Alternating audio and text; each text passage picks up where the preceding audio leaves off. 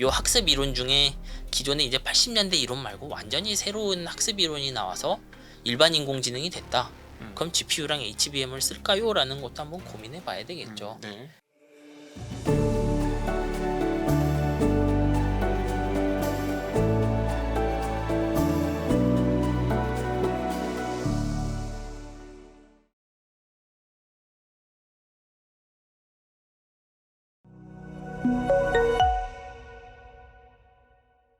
요즘 뭐 거의 뭐 폐기된 것 같은 분위기지만은 테슬라의 도조 시스템 같은 게 있지 않습니까? 예. 그러니까는 AI에서 학습을 시키고 다시 던져주고. 그러니까 통신도 뭐 레이턴시 때문에 불가하겠지만 그 업데이트라는 걸 통해서 그 여기서 이제 본진에서 학습을 시킨 거를 넘겨주고 본진에서 학습을 시킨 걸 넘겨주고 그리고 얘네 데이터를 받아오고 주고받으면서 이 가벼운 애들을 계속 업그레이드 시킬 수는 있잖아요. 뭐 지금도 그렇게 돌아가고 예, 있어요. 그러니까. 지금도 그래서 테슬라가 거대한 컴퓨터를 운영하는 거예요. 네.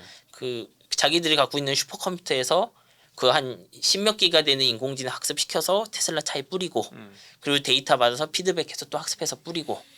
근데 우리가 보는 큰 시장들 예를 들면 AI 시대에 열렸다고 하면 이런 학습 컴퓨터보다는 추론 쪽 이제 실전에 쓰는 컴퓨터가 항상 큰 거잖아요. 네. 왜냐하면 R&D 비용이 항상 양산 비용보다는 쌀 테니까 성공하면. 네. 즉 GPU나 HBM은 학습용 컴퓨터인데 요 녀석들이 나중에 그런 거대한 인공지능 추론까지 그 되게 많이 상용화해서 뿌릴 수 있을 정도가 될 네. 거냐. 요건 좀 다른 문제란 거야. 여기서 이제 일반인들의 과정을 이해를 돕기 위해서 지금 말씀하신 추론형 AI 수준이 어느 정도인지를 조금 설명을 해주시면 일반인들이 이해하는 데 도움 되실 것 같아요. 뭐 이렇게 생각하시면 될 것 같아요. 우리가 보는 GPT 같은 언어 모델은 추론하는 것도 이제 일반적인 GPU 하나로 잘 안 돼요. 그래서 GPU 몇 천만 원짜리를 몇 개 엮어서 돌리죠. 네. 근데 우리가 보는 자율주행 차량 이런 애들용 인공지능은요.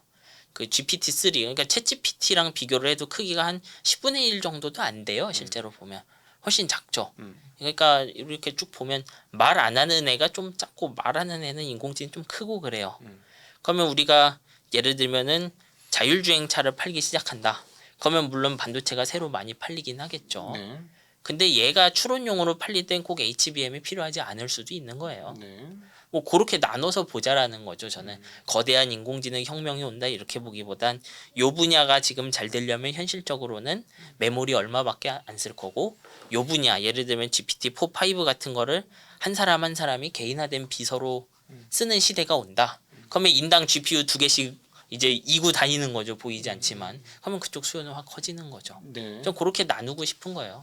그냥 자율주행도 되고 로봇도 되고 이렇게 보기보다는 자율주행이나 이런 부분은 되려 좀 과거에 없던 돌파구들을 보는 것 같아요. 언어 모델 덕분에. 네. 근데 여기는 약간 HBM이랑은 추론으로 넘어가면 거리가 있고 네. 그리고 학습에 필요한 슈퍼컴퓨터들은 많이 있는 것 같아요. 그쪽에. 음. 그러니까 남은 건 이쪽 수요를 계속 끌고 가려면 언어 모델과 뭐 거기 있는 다양한 멀티모달 언어, 소리, 뭐 그림 이런 게 되는 녀석이 잘 되어야 하는데 네. 그 녀석들은 덩치가 크죠. 그러니까 얘네들은 전개하려면 HBM 같은 좀 비싼 걸 써야 돼요.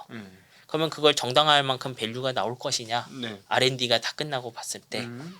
저는 그거를 돌파할 만한 어떤 학습 이론의 그런 진척이 있었냐 하면 아직 저는 모르겠다는 거예요. 정말 모르겠다는 거죠, 이건. 논문 다 볼 수는 없잖아요, 저도. 네.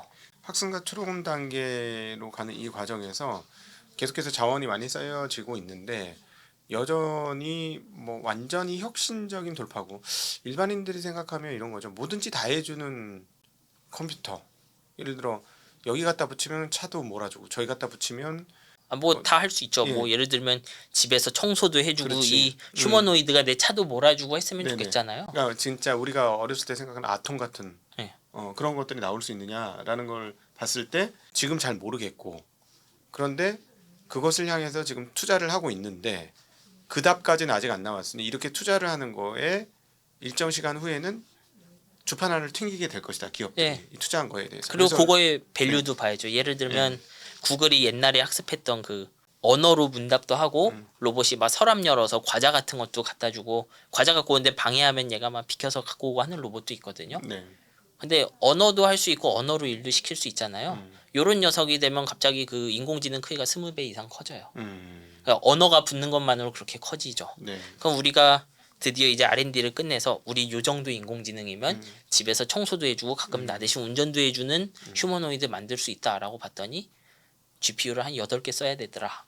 너무 많이 써야 된다는 거죠. 네. 여기서 말하는 GPU는 우리가 그냥 게임할 때 쓰는 GPU가 아니죠. 예, 그죠. HBM 들어간 애죠. 네. 그러면 어떡할 거냐 그때 가서. 그러면 요 녀석의 가격과 사용하는 파워에 따라서 얘의 그 적용 가능한 범위가 확 달라지는 것이죠. 그러면은 지금 테슬라가 옵티머스 만든다고 하잖아요. 뭐 예. 대당 2천만 원대, 2만 그렇죠, 불, 예. 3만 불, 뭐 지금 이 얘기를 하고 있는데 지금 하신 말씀 보면 불가능하네.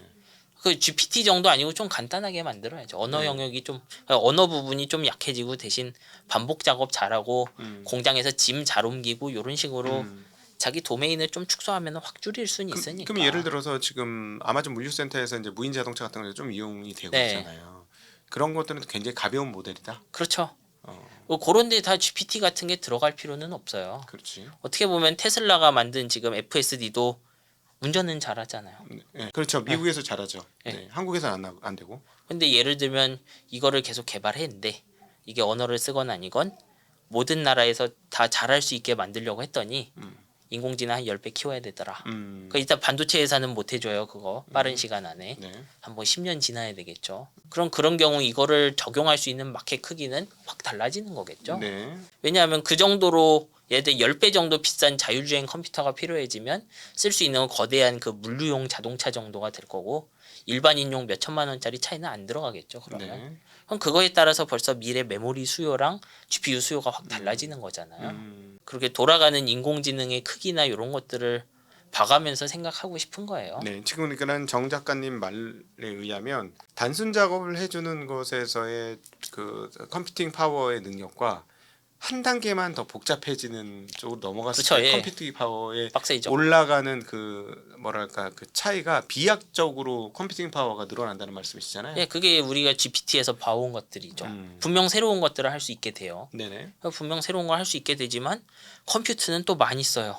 그러니까 GPT-2에서 2.5에서 네. 3 가고 이제 4 갔잖아요. 예. 우리가 이제 2년을 통해서 2022년에서 3년 4년 이제 3년 차가 와 버리니까 대답 꽤 잘해. 근데 그렇죠, 예. 이 여기에서 우리가 이제 옛날엔 좀 이상했는데 지금 괜찮아라고 느끼는 좀 좋아졌어라고 느끼는 사이에 우리의 느낌은 요 정도지만 컴퓨팅 파워의 증가치는 어마무시했다라는 그렇죠, 예. 말씀이신 거죠. 맞아요. 예. 계속 그렇게 가고 있고 뭔가 새로운 게 나오고 사용자는 늘어나니까 뭐 어떻게 보면 우리가 컴퓨터를 3-4배 써도 사용자 2점 몇 배 늘고 사용자가 돈을 얼마 이상 더 내면은 뭐 투자는 정당화되는 것이죠. 그 다음에 학습할 거대 인공지능도 그럴 것이냐. 그 사실 알트만이 뭐 GPT 작년 이런 데 얘기할 때 뭐 나 써보니까 되게 무서웠다 이런 식으로 얘기했었는데 네. 그 나오고 나서 써본 사람들 중에 실망하는 사람들도 조금 있었죠. 네. 그게 잘됐다 아니라라기보다는 우리가 생각하는 것처럼 일방적으로 뭐라고 해 AGI라고 하죠. 네. 그런 방향으로만 발전하고 있지는 않다는 거예요. 말씀드린 것처럼 카파시도 그쪽 이야기를 좀 하고 있고요. 이제 네. 저는 요거 한번 연구 개발하고 나면 그 다음에 있는 거 잘 쓰는 방향으로 머리들을 좀 많이 써보지 않을까 생각해요. 그러니까 여기서 한 단계 더 높은 차원의 AI를 구현할 때 그렇다면 이제 예를 들자면 우리가 한 단계 더 높은 AI를 요구했으나 컴퓨팅 파워는 한 단계가 아니고 5단계, 10단계 증가해야 한다는 그 얘기잖아요. 그렇죠? 그러니까 여기서 단계라는 건 지금 짓고 있는 데이터 센터로 개발할 어떤 인공지능을 말하는 거예요. 얘의 그러니까. 능력은 뭐가 될진 저는 잘 모르죠 지금. 그러면 지금까지 지금 정 작가님과 현장의 현재의 AI 사원들을 보니까 이렇게 결론이 나네. 현장에 있는 사업가들은 물량으로 때려박기로 결정을 한 거네. 일단 그거 없으면 다음 건 못 해보잖아요. 어. 그러니까 있어야죠. 그러니까 10기가 이제 반도체를 지칭하는 이름이 바뀌었어요. 전력 단위로 얘기하는 그런 상황이 됐는데 개수로 얘기하다가 이제 전력 단위로 얘기. 이건 뭐냐면 한번 끝까지 붙어보겠다. 이게 분명히 답이다라고 생각을 했고 그 GPU 관련해서 일하는 모든 사람들이 동의했다는 거잖아. 이 컴퓨팅 파워만 늘리면은 되는 거야. 그리고 샘 알트만이 이렇게 늘리니까 이게 되는 거야 보여줬겠죠 분명히 뒷단에서. 없으면은 해볼 수 있는 게 없다는 느낌에 가까운 것 같아요 저는. 왜냐하면 계속 키워봤으니까 말했었지만 그러니까 한번 키워서 해봐야죠 또. 뭐 이제 키우다 안 되면 그 다음에 다음 고민을 해보는 것이고요. 저는 이게 어떻게 보면 필요 조건, 충분 조건 좀 구분해야 된다고 생각해요. 근데 여기서 지금 이제 정 작가님하고 이제 오늘 대담하면서 여러분 굉장히 중요한 포인트를 하나 얻게 되는데요. 버블이 언제 올 것이냐 사람들이 봤을 때 지금 정 작가님 봤을 때 어떤 분은 정 작가님 하는 얘기 뭐 정확한 얘기도 안 하고 뭐 남들이 미래 그려주는 거 하나도 안 그려주고 막 그렇게 얘기하실 수도 있는데 요게 언제 버블이 올지 가늠하는데 굉장히 중요한 포인트를 오늘 저는 얘기했다고 생각이 들어요. 그러니까 사람들이 길이라고 생각해서 막 퍼부었는데 그래서 그게 어느 정도 구현돼서 맞는 것처럼 하고 왔는데 어느 순간에 아닌가요? 이런 생각하면 이제 절단 나는 거예요. 그게 이제 버블이고 그 즈음이 버블이고 근데 그 버블이 가는 과정에서 다 모두 믿고 된다고 생각하고 중간 결과물도 나오는 과정인 네. 거지 분명히. 근데 마지막의 결과물이 투하한 자본 대비 리턴이 현저하게 적을 때 뭐 그렇죠. 그때가 사실, 버블이 깨지는 거네 보니까. 사실 근데 이거 버블이란 용어를 쓰기에는 실용성은 굉장히 높죠 이미. 네. 왜냐하면 진짜로 말한 것처럼 로봇이나 자율주행에 많은 돌파구를 줬어요. 그 GPT 같은 언어 모델들이. 네. 어떻게 보면 그래서 계속 새로운 방식으로 좀 학습 방법도 조금 바꾸고 인공지능 크기도 키우고 아키텍처도 바꿔가면서 키워보는 거잖아요. 네. 과거에 있었던 훨씬 좀 쓰기 힘들었던 인공지능들도 그렇게 한번 한 게 왔듯이 네. 얘도 그런 걸 한번 볼 수는 있죠. 음. 저는 지금 있는 학습 이론이나 이런 게 어떻게 보면 80년대 이미 나온 건데 요 학습 이론 하나만으로 우리가 생각하는 일반 인공지능까지 갈 수 있다고는 생각하지 않는 거예요. 네.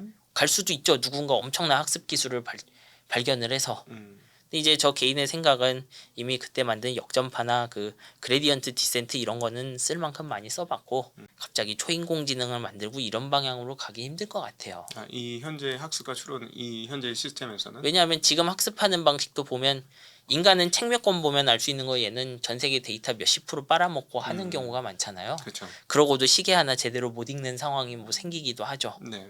그러면 이 학습 방식으로 분명 우리가 쓸만한 새로운 인공지능 일종의 프로그램이 나오긴 하겠지만 네. 우리가 이런 학습 방식의 돌파구 없이 일반 인공지능이 나올 거라고 돈 많이 쓰면 나올 거라고 기대하는 것은 맞느냐 한 번쯤은 이제 둘러볼 필요는 있죠. 갑자기 이제 정 작가님하고 얘기하다가 거꾸로 뒤집어서 생각해 보니까 사람이 슈퍼 인텔리전스네. 로봇에 비하면. 이 사람 대단해요. 그러니까 사람 뭐든지 해요. 청소도 하고, 요리도 하고, 빨래도 하고, 그럼요. 운전도 하고. 굉장한 거예요. 그리고 어떻게 보면 지금 우리가 쓰는 인공지능 학습 기술이 그 하나 인간이 책 보면 딱 그러니까 책 한 권 보면은 특정 문구 평생 기억하기도 하죠. 네. 그리고 그게 삶의 모든 태도에 막 이렇게 반영이 되기도 하죠. 좋은 책 읽으면. 네. 혹은 좋은 사람 만나면 그게 평생 가죠. 음. 그걸 할 줄 몰라요. 네. 그렇죠. 그건 지금까지 계속 커져온 인공지능은 계속 그런 경향이 있어요. 그러니까 이거 어떤 감성적인 어떤 두뇌의 연골고리를 만드는 게 우리처럼 자연스럽게 이루어지지 않니? 그거를 그냥 물량으로 때려박는 거 아니에요. 맞아요. 그래서 달리 생각해 보면 초인공지능 내지는 일반 인공지능이 나오는 길은 여러 개 있겠지만 네. 요 학습 이론 중에 기존에 이제 80년대 이론 말고 완전히 새로운 학습 이론이 나와서 일반 인공지능이 됐다. 그럼 GPU랑 HBM을 쓸까요? 라는 것도 한번 고민해 봐야 되겠죠. 네. 왜냐하면 말씀하신 것처럼 GPU랑 HBM 쓰는 이유는 학습 느리고 잘 안 되니까 그 계산 능력을 다 때려 박아서 엄청난 양의 데이터를 학습시키려는 거잖아요. 네. 근데 얘가 예를 들면 GPT-3 학습시키는데 지금 위키페디아 이런 거 다 해서 580GB 그 정도 썼을 거예요. 그 네. 챗GPT 처음 나왔을 때. 근데 그러던 애가 갑자기 책 한 권 보면 딱 알아요. 그럼 GPU를 쓸 필요가 있나요? 네. 그렇죠. 그런 거잖아요. 특정 프로그래밍 이론의 변화라는 거는 그렇게 파급력이 커요. 그리고 뭐 말씀드렸지만 지금 하는 그런 학습 방식으로 잘 될 수는 있는데 만약 거기서 막혔고 누군가가 그래도 일반 인공지능 하기 위해 학습 이론 자체를 바닥부터 만들었다. 그러면 지금의 트렌드를 보면서 저 회사가 일반 인공지능 할 수 있대 라고 했을 때 우리가 GPU랑 HBM 회사를 보는 게 맞겠느냐 이거죠. 근데 결국은 이게 이제 컴퓨터의 디지털의 문제네. 한국은 사람은 디지털이 아니고 컴퓨터는 디지털이니까 제가 이렇게 듣다 보니까 이런 생각이 드는데 컴퓨터는 이진법이니까 0101010101로 수십만, 수백만, 수천만, 수십조 바퀴를 돌려가지고 답이 나오니까는 뭐 우리는 12진법도 쓸 수 있고 20진법도 쓸 수 있는 인간 입장에서는 단박에 나올 수 있는 게 수차례 돌려갖고 나올 수밖에 없으면 갑자기 이제 양자 컴퓨터 생각이 나는데 이거를 이진법이 아니라 뭐 만약에 컴퓨터를 이진법이 아닌 방식으로 디지털화 시킬 수 있으면은 엄청나게 속도가 빠를 수도 있겠네. 그건 빨라질 수 있죠. 그러니까 계산이 빨라진다는 개념은 이제 우리가 인공지능도 결국 프로그램이잖아요. 네. 그래서 이 프로그램이란 거는 결국 할 일을 한쪽에 적어놓고 그 할 일을 보면서 중간 결과 적고 최종적으로 답을 내는 거잖아요. 네. 우리가 돌리는 지금 인공지능, 인공신경망의 경우는 해야 할 일, 이제 구동할 때 변하지 않아요. 얘는 네. 요건 변하지 않고 요걸 읽어와서 입력, 얘는 제 질문이나 물어본 사진들을 분석해서 최종 답변, 단어를 내놓는 거죠. 그냥 한쪽은 읽기만 하고 한쪽은 읽기 쓰기를 하는 네. 그런 형태예요. 프로그램은 다 그렇죠. 근데 이제 생각해 보면 요 부분들을 그 제가 읽기만 하는 부분들 있죠. 거기를 말씀하신 것처럼 완전히 다른 반도체로 바꾸는 방법도 있어요. 이제 양자 컴퓨터는 개인적으로 좀 먼 거 같고 여기 적용하기에 네. 그거 말고 완전히 아날로그 기반 뭐 저항 반도체 이런 것들은 있죠. 실제로 잘 만들 수 있느냐는 좀 별개 문제고요. 네. 근데 이제 요런 녀석은 지금 있는 인공지능이란 프로그램을 아주 기깔나게 빠르게 돌리는 녀석일 뿐이지 네. 학습 이론의 어떤 혁신과는 좀 별개의 그렇죠. 녀석들이에요. 그러니까 쉽게 얘기하면 사람의 감각을 네. 넣어주는 것 같이 컴퓨터에 감각을 넣어주는 네. 개념이겠나요? 인간은 그 학습이랑 추론의 개념이 희미하잖아요. 우리는 지금 저한테 질문하면 답을 하는 것 같지만 제 머릿속이 막 변하고 있죠, 실제로. 아까 인공신경망으로 따지면은 이 거대한 그 프로그램의 일부가 자동으로 막 변하는 거예요, 인간은. 네. 그냥 살면서 변하는 거죠. 인공지능은 그렇게 안 되어 있어요. 그렇죠. 인공지능은 프로그램으로 한번 제가 학습해서 고정해 놓으면 그냥 그렇게 살고 있는 거죠. 그 서랍에 그 네. 기억이 들어가 있는 거죠. 그렇죠. 네. 그리고 그 업그레이드 하려면 이제 또 데이터 많이 넣어서 학습해서 얘들 연결 구조 바꾸는 것이고. 네. 일부는 지금 AI가 지금까지 걸어온 길과 미래에 대해서 한번 근본적인 고민을 하는 시간을 가졌고, 자 2부에서 그렇다면 결국은 지금까지 결정난 문제는 뭐 어려운 문제가 아니고 하드웨어에 두드려 붓겠다라는 결정을 한 거예요. 지금까지는. 네, 해봐야죠. 2025년 현재 그리고 26년 최소 27년까지는 하드웨어에 두드려 붓겠다. 근데 하드웨어에 적체가 발생했기 때문에 26년에 끝날 일이 아니고 27년 뭐 조금만 더 한다면 28년까지도 갈 문제다. 근데 이 결정을 미국에서 시작을 했고 중국도 쫓아오고 있고. 근데 쇼티지고. 그래서 자연스럽게 26년이 아니라 현재 우리가 봤을 때는 27년까지 늘어나는 상황으로 가고 있다라는 거잖아요. 그렇게 되어버린 거죠. 그렇죠. 그렇게 되어버린 거죠. 그죠? 공급 능력이 충분했으면 GPU의 네. 공급 능력과 HBM 공급 능력이 충분했으면 한 1년 만에 다 해보고 에이 아니야 하고 털어버렸을 수도 있죠. 그죠? 뭐 그럴 수도 있는데 네. 사실 어떻게 될지 모르는 상황에 1년치 공장을 지어주세요라고 할 수는 없는 거니까요.